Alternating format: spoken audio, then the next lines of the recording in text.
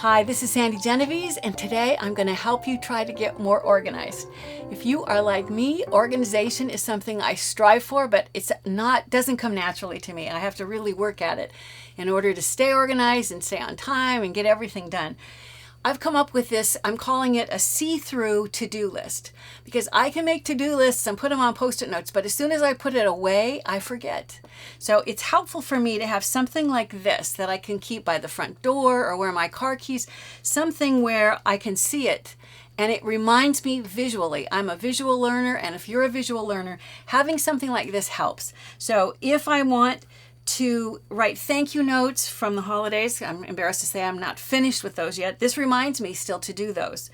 If I have carpool duties, this is helpful, and I can put the dates, and at a glance, I see it every time I walk past it.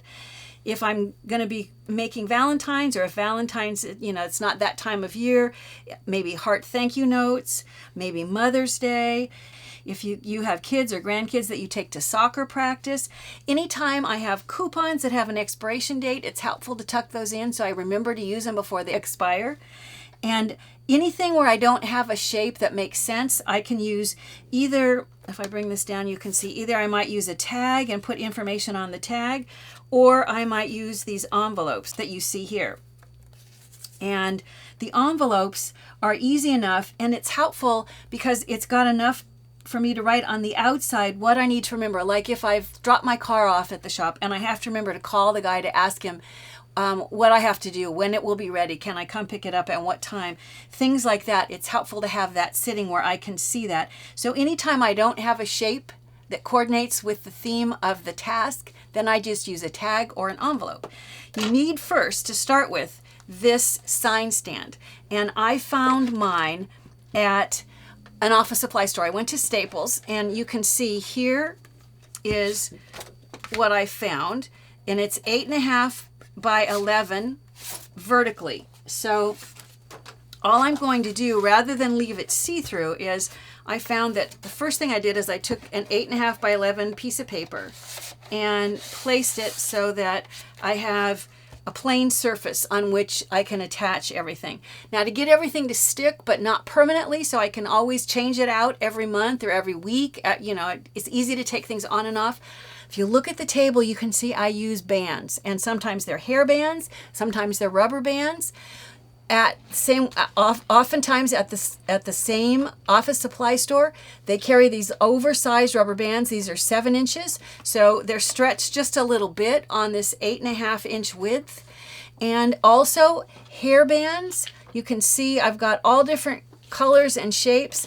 You want to be sure that you take the hair band with you to the office supply store and make sure that it's the right size to fit.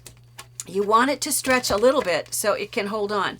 But if it's stretched and pulled too tight, it will wear out in a few months. If it's only stretched a little bit, it will last you like a year before you have to replace the bands, just because the stretchiness starts to give way.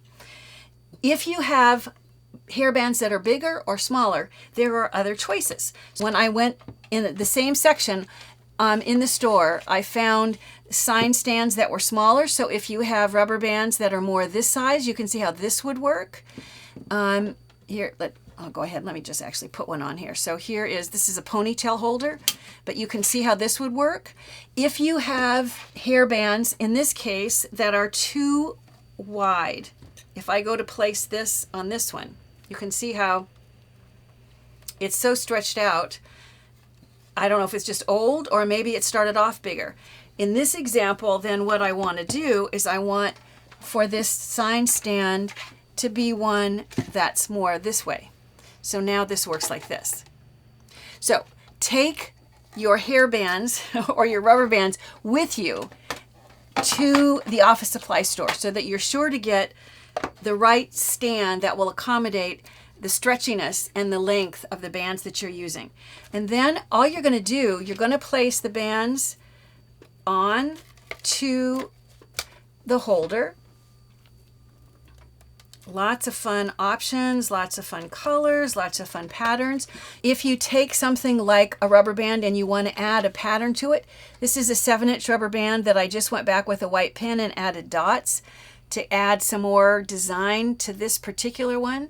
So when I go to add this on, you can see how that works. So let's add a couple more. Let me take, it looks to me like we need a couple of bright colors. So let me put a yellow on here. Oh, that's enough for you to get the idea. So once you have the bands, these are going to be the structure that will hold all of the little reminders that you're going to stick on here. So in order to get the reminders, there's a couple of choices. There's lots of die cut options. So if you have something where you're going to have to be driving, maybe you're going to take a trip, or maybe you have carpool duties, a car is a great shape. And all I've done is just taken the basic shape and then just circle punches, just to give it a little personality. You know, it's not going to sit out all the time, but something like carpool is probably going to sit out every month. So it's maybe worth spending a few minutes to make it look really cool. But once you have it designed, then you're going to go ahead and you're going to write right on here what the days are that you have responsibility to pick up kids or grandkids from school or from practice. And then you would go ahead and place this into your to-do list so that you can see those dates. If you have something like a holiday and you want to remember, either you don't have to go to work or maybe the kids don't go to school. So for January, for Martin Luther King, I just took the silhouette of Martin Luther King and I cut 3, but the white and the red, I just cut little bits. So I'm going to take black, and I'll just add a little black detail. You're basically just paper piecing, adding just a little bit of detail. Once again, if it's going to sit out for the whole month, it may be worth taking a little bit of time to make it a little more special. If it's something that's not all that important and it's only going to sit out for a short time, I'm probably not going to bother to do any of the of the decorating. And clearly I need a pen that has a little more juice to it. Here we go. So I'm going to add, and I haven't worried about being really particular because I'm going to trim some of this off. I'm going to trim off, if I can get my hand under here, I'm going to trim off the section that's going to be where I want to cut off just what will be the white shirt that's underneath. And then the red section of what would be like a jacket or a sweater that's going to sit over the top. I'll add a little bit of adhesive to this